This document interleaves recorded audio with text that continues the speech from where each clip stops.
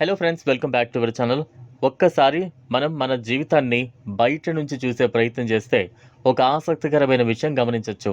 మనం రోజంతా బిజీగా ఉంటాం, ఎన్నో పనులు చేస్తాం, ఎన్నో ఆలోచనలు చేస్తాం.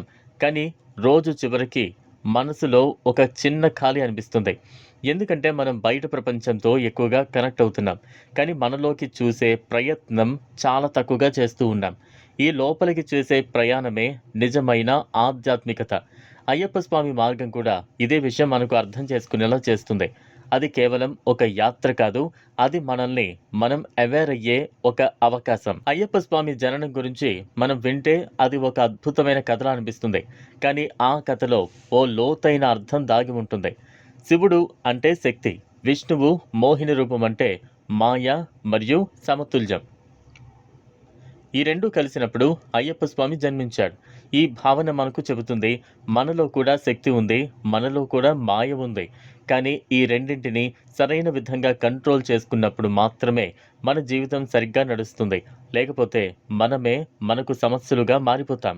మణికంఠగా పెరిగిన అయ్యప్ప స్వామి చిన్నప్పటి నుంచే ఇతరులతో భిన్నంగా ఉండేవాడు. కానీ ఆయన ప్రత్యేకత అతని శక్తిలో కాదు, అతని మనసులో ఉంది.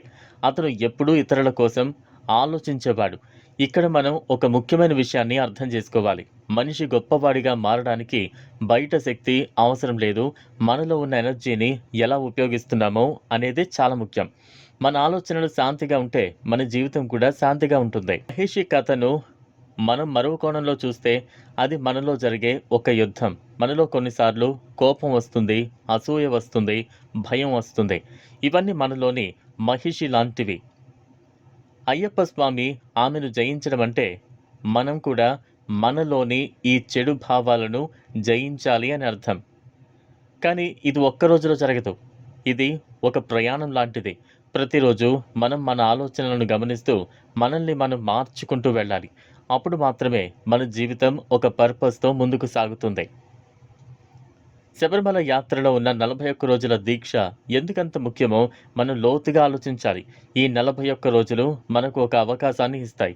మన అలవాట్లను మార్చుకోవడానికి, మన మనసును శాంతపరచడానికి. ఈ సమయంలో మనం సాదాసీదా జీవితం గడుపుతాం. ఎక్కువగా మాట్లాడడం, అవసరం లేని విషయాలపై దృష్టి పెట్టడం.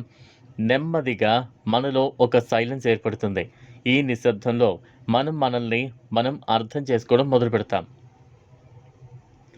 18 మెట్లు ఎక్కడం కూడా ఒక గొప్ప సంకేతం. మనం బయట చూస్తే అవి కేవలం మెట్లు మాత్రమే, కానీ లోపల చూస్తే అవి మన జీవితానికి సంబంధించిన పాఠాలు. ప్రతి మెట్టు మనలోని ఒక బలహీనతను సూచిస్తోంది. వాటిని దాటుకుంటూ పైకి వెళ్ళడం అంటే మనలోని అహంకారం, కోపం, అసూయ ఇవన్నీ తగ్గించడం. ఇది ఒక ఆధ్యాత్మిక సాధన. ఇది మనకు నేర్పే విషయం, మనం మనల్ని గెలిస్తే ప్రపంచాన్ని గెలవాల్సిన అవసరం ఉండదు. శబరిమలలో ఒక గొప్ప విషయం ఏంటంటే అక్కడ అందరూ ఒకేలా ఉంటారు. ఎవరు పెద్దవారు, ఎవరు చిన్నవారు అనే తేడా ఉండదు. అందరూ స్వామి అయ్యప్ప అని పిలుస్తారు.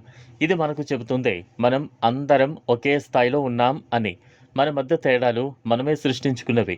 మనం ఒకరినొకరు గౌరవించడం నేర్చుకుంటే మన జీవితంలో శాంతి ఉంటుంది. ఈ భావన మనలో ట్రస్ట్ను పెంచుతుంది. మకర జ్యోతి గురించి మనం చాలా వింటాం, కానీ ఆ వెలుగు బయట కనిపించే ముందు మనలో వెలగాలి. మనలో ఉన్న చిన్న ఆశ, చిన్న నమ్మకం అదే మనకు దారి చూపిస్తుంది. అది మన జీవితంలో ఒక చేంజ్ తీసుకొస్తుంది. ఈ మార్పు బయట కనిపించకపోయినా మనలో చాలా పెద్ద మార్పును తీసుకువస్తుంది. చివరిగా ఫ్రెండ్స్, అయ్యప్ప స్వామి మార్గం మనకు ఒక గొప్ప సత్యాన్ని చెబుతుంది. మన జీవితం బయట జరిగే సంఘటనల వల్ల కాదు, మనలో జరిగే మార్పుల వల్ల మారుతుంది. మన ఆలోచనలు మారితే మన దారి మారుతుంది. మన దారి మారితే మన గమ్యం కూడా మారుతుంది. ఇది ఫ్రెండ్స్ ఇవాల్టి వీడియో. ఈ వీడియో కనుక మీకు నచ్చినట్లయితే లైక్ చేయండి, షేర్ చేయండి, ఛానల్ను సబ్స్క్రైబ్ చేసుకోండి. Thanks for